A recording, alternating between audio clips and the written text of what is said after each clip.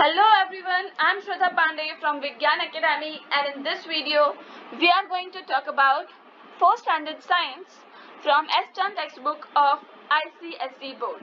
And the first lesson is human body, food we eat. In this lesson we will be covering the points: why do we need food, nutrients, types of nutrients, water, roughage, balanced diet, and also reducing wastage of food. So have you ever thought, why do we need foods? What if we don't eat food? We will not get energy, right? So to get energy to work and play, to grow, to help us stay healthy by fighting diseases, and also to replace the damaged part of our body by replacing the damaged cells with the new one, we need to eat foods. Nutrients. Now what is this nutrient? So the food has special substance in it that is called as nutrients. And these nutrients are divided into 5 types. That is carbohydrates, proteins, fats, vitamins, and minerals. But have you ever thought, why do we need these nutrients? Because some nutrients provide us energy, others helps to grow, some helps to fight diseases. That's why we need these nutrients. It is also very important to eat varieties of food to stay healthy, because different food contain different nutrients. Energy giving foods.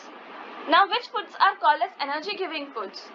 So the food rich in carbohydrates and fats provide us energy are called as energy giving foods. Carbohydrates are the nutrients that give us quick energy. For example, sugar and starch. Cereals like rice, wheat and corns are rich in starch, and the food prepared from it like boiled rice, chapati, bread, idli dosa give us quick energy. Potato is also another rich source of starch. And the food containing sugar in it are sweets, chocolates, fruits such as mango, banana, etc. Fats. It also gives us quick energy. It gives us more energy in compared to carbohydrate. So when we eat food, our body stores some fat for later use to get energy whenever our body does not get enough food. At that time, these stored fats are used. It also helps us to keep us warm. Fats are found in vegetable oils, butter, ghee, nuts, fish and meat. Our body does not require too much fat to be healthy, because if we eat too much fat, our body becomes fatty, which is also known as obesity. It can also cause diseases of heart when we become older. Bodybuilding foods. Now, what is this bodybuilding food? Which foods are called as bodybuilding food? So the food rich in protein help our body to grow and to replace damaged cells. Thus, it is also known as bodybuilding foods. And proteins are present in pulses, fish, meat, milk and milk products, eggs, cereals, and nuts. Now, children require more protein in compared to adults, because children are in their growing stage. Protective foods. Now, which foods are called as protective foods? So, the food rich in vitamins and minerals are called as protective foods.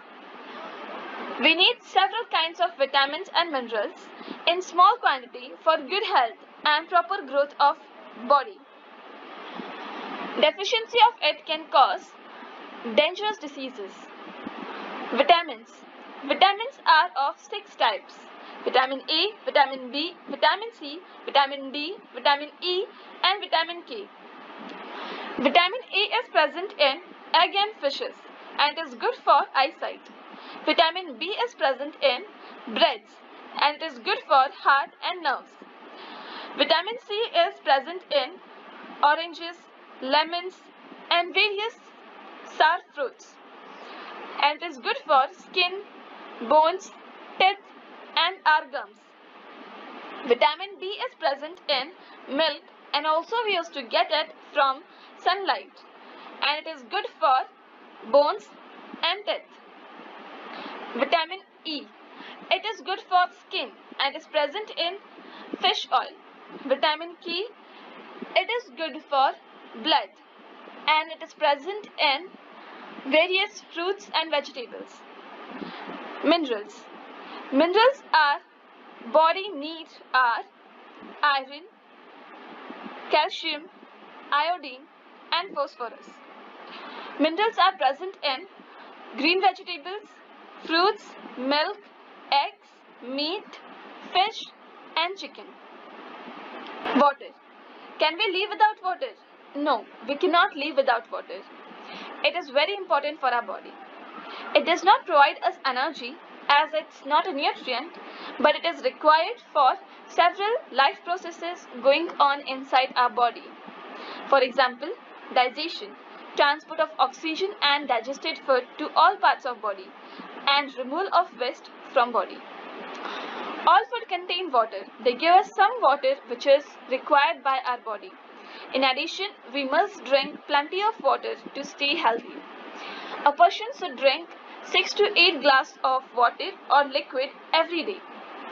A person can live without food for a month but only a week without water.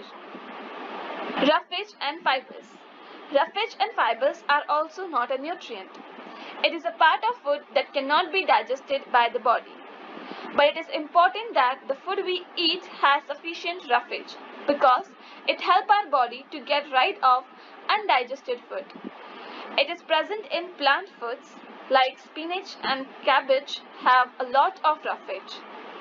Now we are going to discuss about a balanced diet.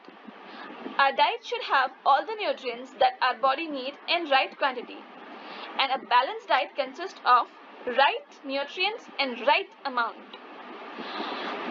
To select a balanced diet, food have been divided into 4 groups. These are milk group, protein group, cereals group, vegetables and fruit group. Milk group contain milk, cheese, curds, etc. that give us protein, fats and minerals. Protein group contains meat, eggs, fish, beans, nuts, peas, etc. that give us protein and fats. Cereal groups contain rice, bread, chapati, noodles, etc. that give us carbohydrates and minerals. Vegetable and fruit group contain fresh vegetables and fruits that are rich in vitamins, minerals and carbohydrates. For a balanced diet, we need to eat food from each group every day. Now if you are non-vegetarian, you can eat meat. But if you are vegetarian, then it is not important to eat meat.